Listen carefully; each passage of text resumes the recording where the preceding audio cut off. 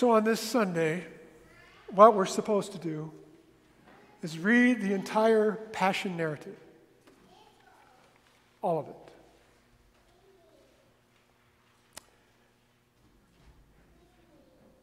This is not just to simply give the preacher a day off, by the way.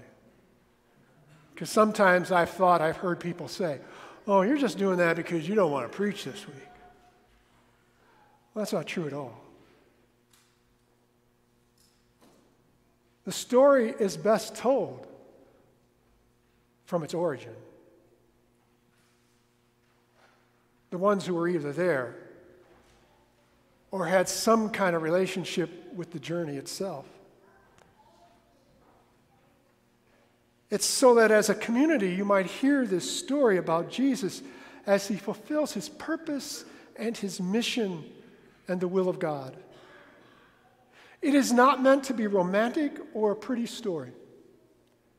It reveals a world so caught up in the systems of its time that we hear about betrayal, abandonment, denial, injustice, torture, capital punishment, and agonizing death. When you have finished hearing it told, you should be asking all kinds of questions despite knowing how this story sort of turns out.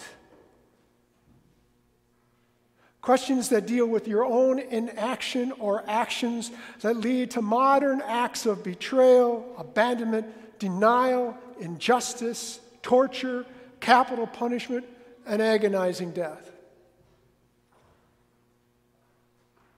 Those questions should force you to think about what part you play in the big systems and life systems that strip a life away from others and yourself.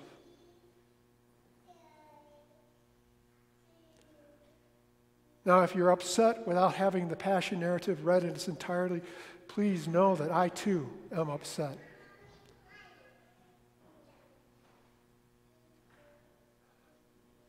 But when you're in a pandemic and when you're new to a system that you don't know folks, it's not that I want things done perfectly or professionally, but I like things done well.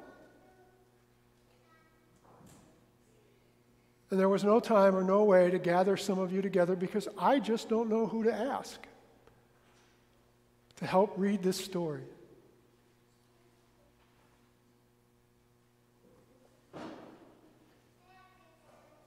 And preparing a worship service where you can't process and you don't have a choir, no offense to the trio who's going to be singing,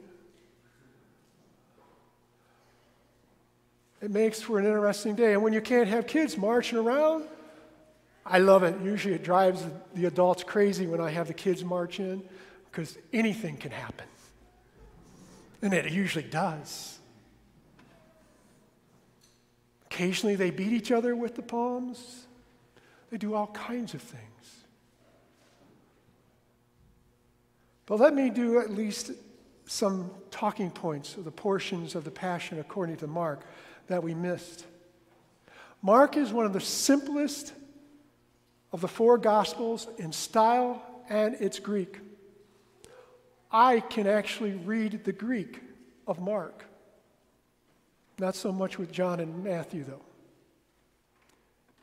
It's not a simplistic narrative, for it's filled with subtle and not so subtle points.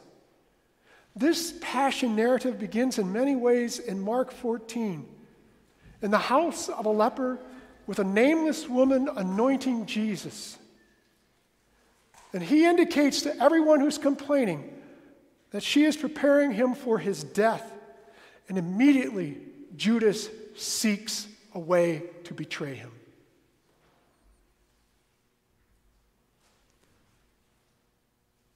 As we began our service, he rides into the city not as a conquering war hero, but on a symbol of peace, a beast of burden, probably like the one Mary may have rode when she was pregnant going to Bethlehem.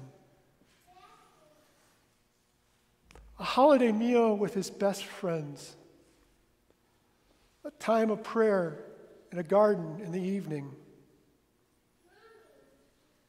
a mob coming forth, and a kiss of betrayal from one of his beloved. A drawn sword, an empty gesture, a pointless gesture. And in Mark, that mystery of a young disciple running away completely naked. One of those subtle things to remind us that disciples are called to risk everything for the sake of the reign of God.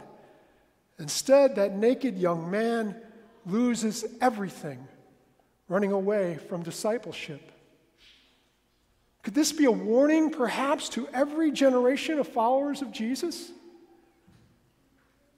And the boldest of his inner circle trembles around a fire only to mouth a curse of denial? Then there's beatings and torture and a horrific form of sanctioned capital punishment. They're all part of the story. And there, with his last breath, stand a group of women, still faithful in life and in death. And there, as it is throughout the entire story of the Gospel of Mark, the one who finally gets who Jesus is an executioner and an outsider.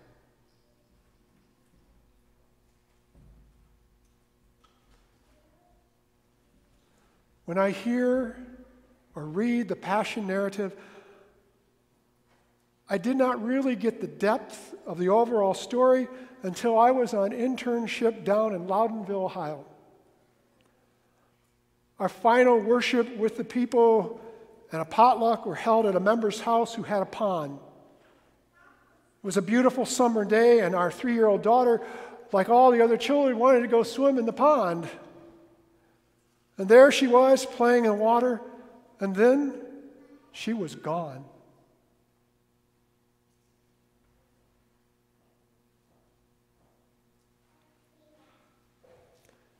And I had been watching. As soon as I saw her disappear under the water, I was kicking off my shoes and moving to the pond when something blew past me.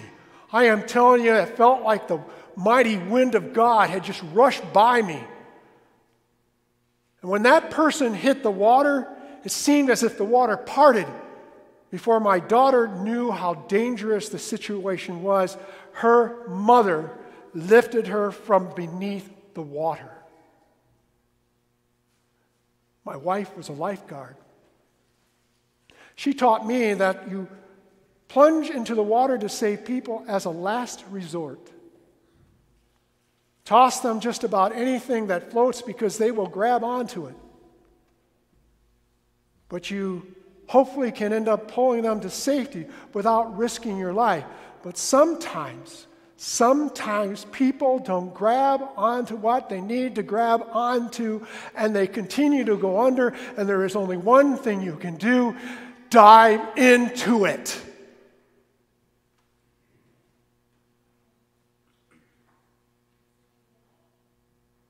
And the Passion narrative reminds me that God tried tossing us all kinds of things to save us from drowning in sin. We refuse to grab hold of that which might save us. And the Passion narrative reminds me that through Jesus, God kicked off divinity to plunge into life so we could be pulled out of sin before we drown in its waters of despair. There is only one objective, and it has nothing to do with atonement theory, but everything to do with a creator's love for the created ones. Save the fools even if it costs you your every ounce of dignity and life itself. They will pull you under, but it's the only way to save them.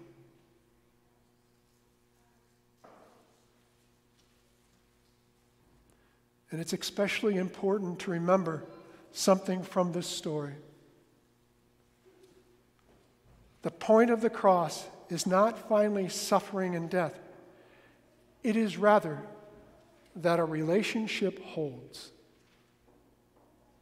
Let me repeat that. The cross's point is not suffering death, but that a relationship holds. Is a love stronger than death that can withstand whatever the forces evil do against it, and that can hold suffering even as it struggles to alleviate it.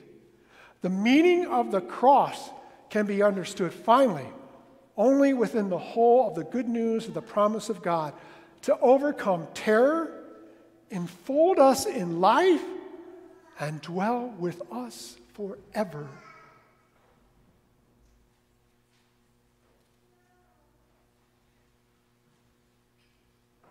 Well, that's what I get out of the Passion narrative anyhow.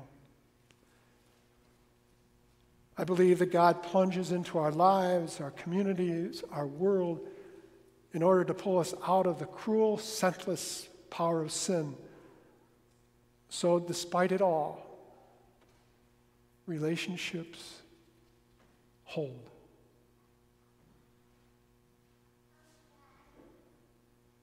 That's what I get out of it.